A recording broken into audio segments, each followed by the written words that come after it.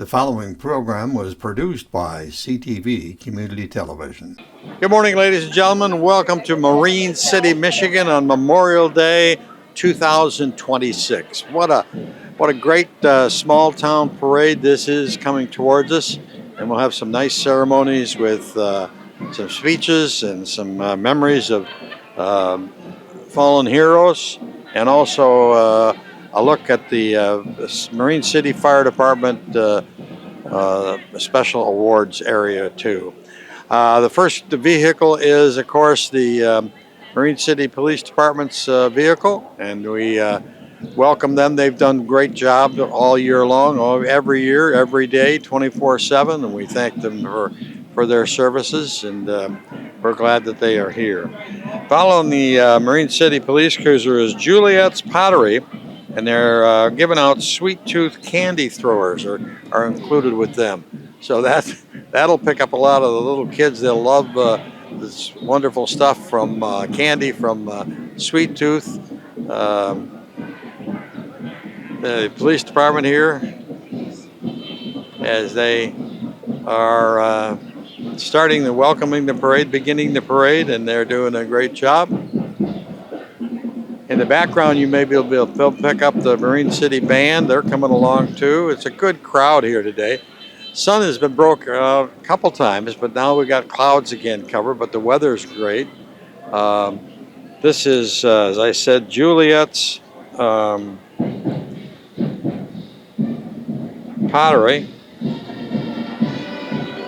handing out sweet tooth candy throwers. So two companies working together there. They are followed by the patriotic veterans wagon, where we got some veterans of various services, and they're being hauled by a nice tractor, nice Ford tractor, and they're followed by some veterans on motorcycles, and even a little Jeep, a remembrance of a Jeep, and they're handing out candy too. So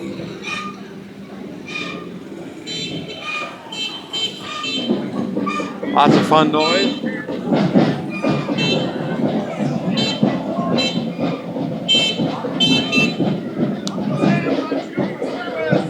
Here comes the big flag, and that is from the Boy Scouts, and that is, let's see here, I got it. This is Club Pack Troop 296. Boys and girls in kindergarten through high school can be prepared for a classic youth organization, and they're carrying the American flag. It looks great. Big flag there, followed by the Marine City High School Band.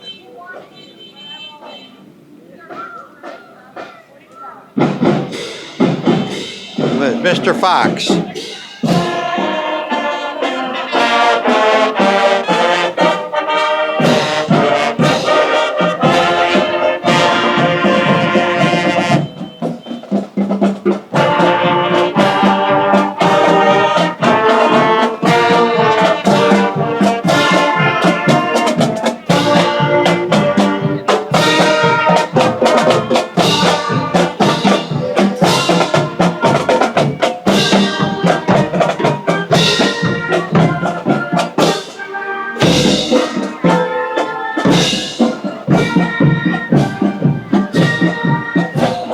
And here come our friends from Hempa, the beautiful tractors. That's a Farmall 400.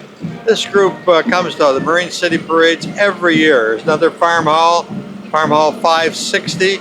They are guys that and gals that love to restore these wonderful pieces of equipment. And they're a lot like guys that restore cars, except these are working tractors. This is another Ford, and it looks great. He's got it all painted up. I'm looking, this is a 1965 Ford 300. Charlie Frank is the name on it, and he's got a couple American flags there. He looks great. And then this is my old friend here, coming up on a 1965. I can't see the name, but I remember the hat. uh, Clock Chuck, there he is, and he's good to see you. And then a Minneapolis Moline tractor, Bingo Orange. Boy, there's a bunch of them, isn't there? And then finally a Massey Harrison, small version of Massey Harrison, followed by another farm hall. Then look what we've got. We've got Marine City Little League, which began in 1958, and since has grown to provide baseball and softball programs for 4 to 6 year olds in Marine City, China, Cotterville. Register now, and it's a great family event, and moms and dads and their kids, they love it. Look at the crowd of them. There's a whole bunch of them there. So they do a great job, and they're all in their uniforms, waving to the camera there. They're doing a great job. This parade is always a real small town kind of wonderful thing that happens every year, Memorial Day, and we're glad and honored to be here.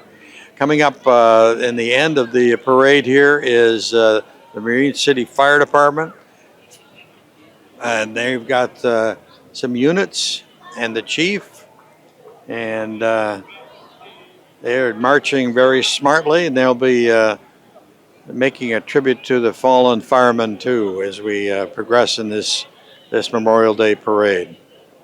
This is the Marine City Area Fire Department, and many units, and they're doing a nice job of marching, very straight marching there. The assistant chief and mayor and the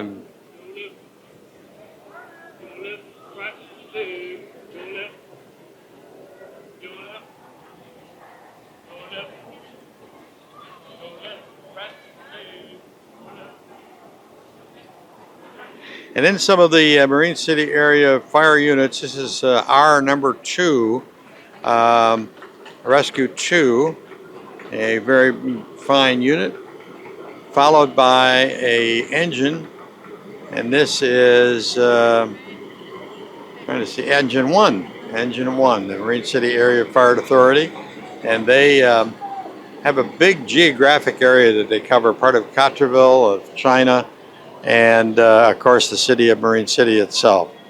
The final fire department vehicle is the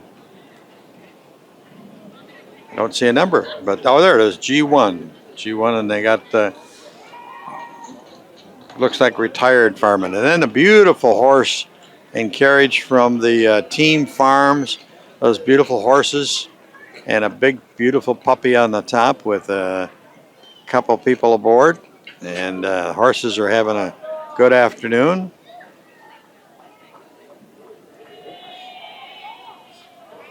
Coming up next will be some speeches, and we're going to cover all that, the team farm horses and the puppy. Did a nice job, and of course we got to thank the DPW and the City of Marine City Police Department, and we did the fire department, and these guys do a great job here. So there they are. They make the parade possible. We'll take a short break, and then we'll be back with the speeches.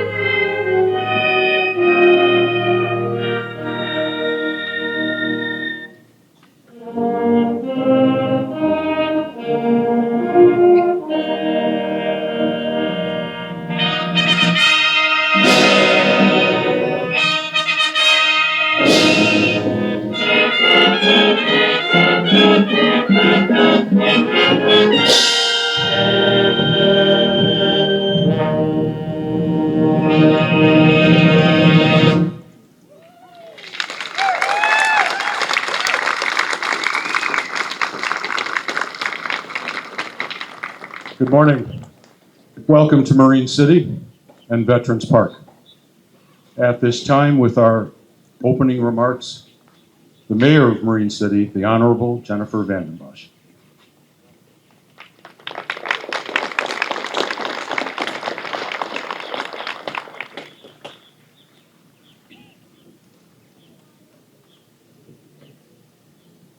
Today we gather as a community to honor the men and women who gave their lives in service to our nation.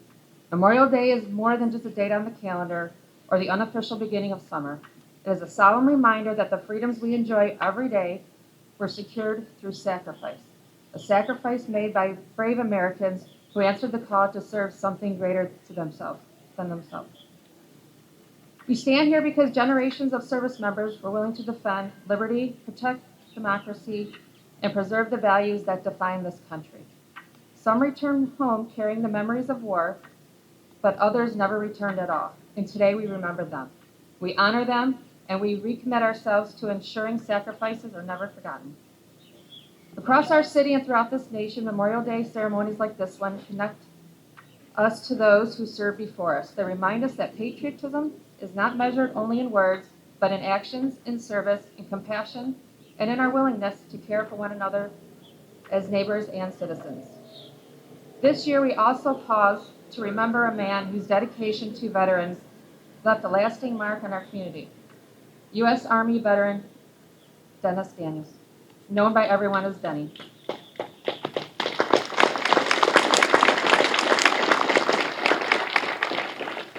Denny recently passed away, but his legacy remains deeply woven into the fabric of our city. He devoted countless hours, endless energy, and unwavering passion to the Veterans Memorial Park. He believed that honoring veterans should not happen only one day a year, but every day. Through his efforts, the Memorial Park has become more than just a place of reflection. It became a symbol of gratitude, remembrance, and community pride. Many people saw the finished memorials, the ceremonies, and the gatherings, but those who knew Denny understood how much work happened behind the scenes. He gave his time freely because he believed our veterans deserved nothing less. His commitment helped ensure the future generations would have a place to learn, to reflect, and to remember. Today, as we honor those who made the ultimate sacrifice, we also honor citizens like Denny, who dedicated their lives to preserving the memory of that sacrifice. His example reminds us that patriotism cannot be expressed not only on the battlefield, but through service to the community. To the veterans and military families with us today, thank you. We recognize the burdens you carry and the sacrifices your families have made. We are forever indebted to those who gave their lives and remain committed to supporting all who have served. As we leave here today, let us carry forward the spirit of remembrance, visit the memorials, teach our children the stories of courage and sacrifice. Reach out to our veterans and military families. Let us continue building a community worthy of the sacrifice they made on our behalf. May we never forget those we honor today, and may we continue to live in a way that reflects the values that they fought to protect. God bless our veterans, our military families, our first responders, the United States of America. Thank you.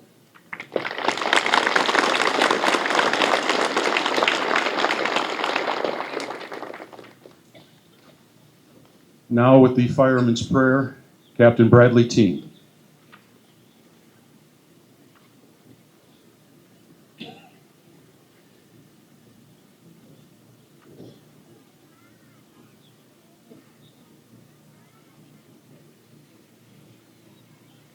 Let us pray.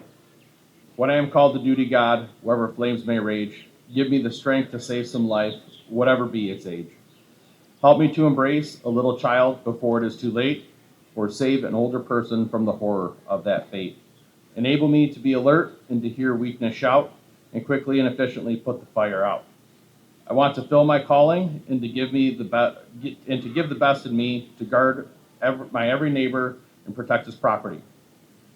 And if according to your will, I have to lose my life, please bless with your protecting hand my children and my wife. Amen.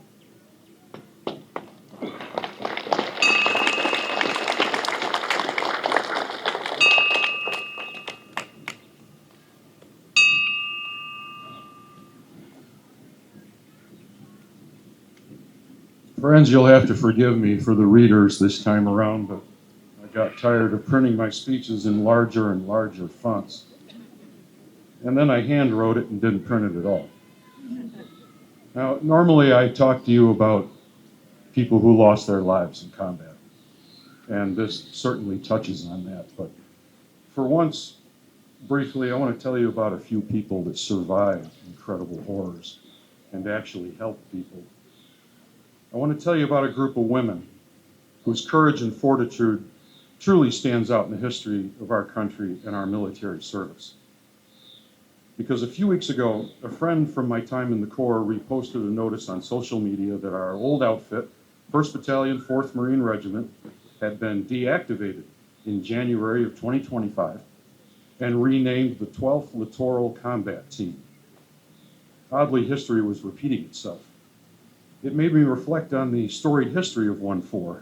The original Old 4th, or 4th Marine Regiment, as they were known, were the China Marines, since they were stationed there from 1927 until 1941. From this period, the regiment adopted its famous dragon crest, which I was familiar with from my deployment with 1-4 during Desert Storm. But back to World War II.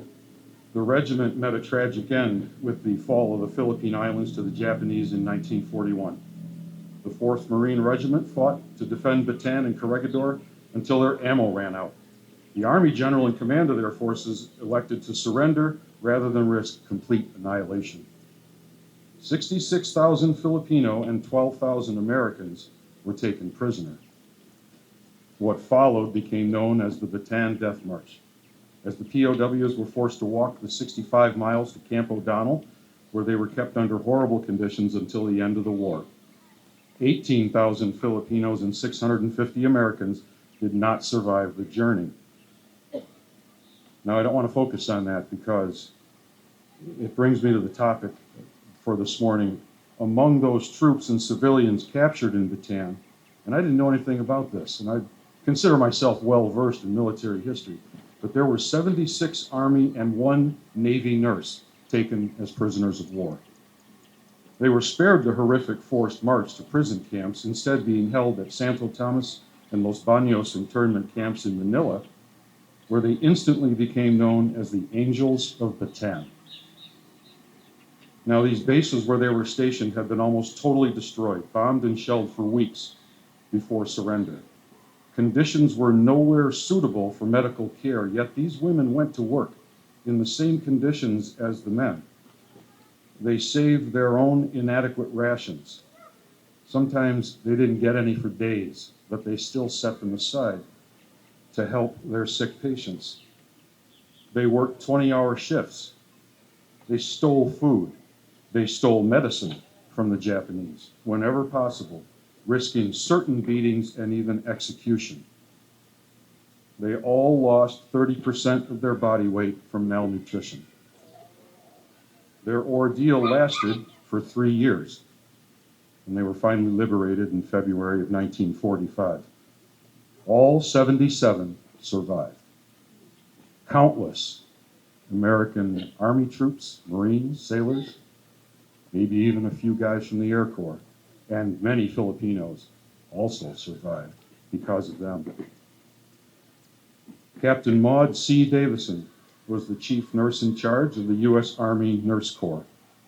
Lieutenant Colonel Juanita Hips and Lieutenant Josephine Nesbitt did all the day-to-day operations, rosters, rations, and everything else that they could possibly do. These were the 3 women in charge of the Angels of Bataan. True American heroes, in my opinion. Their story deserves to be remembered for all time. I will now conclude our ceremony with taps. Company 10, present arms.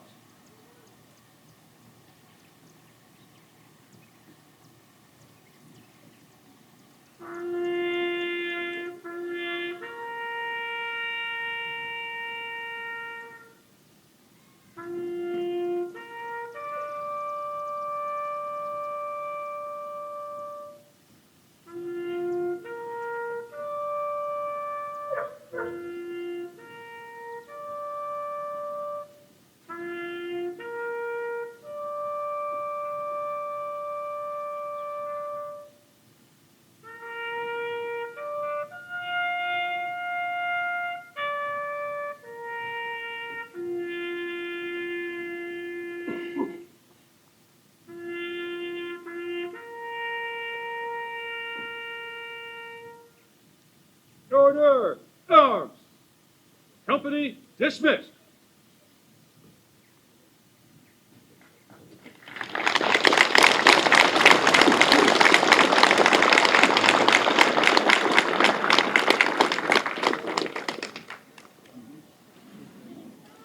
The preceding program was produced by CTV Community Television. CTV Community Television is supported by the cities of Marine City and St. Clair, East China Township, Cotterville Township, and the East China School District.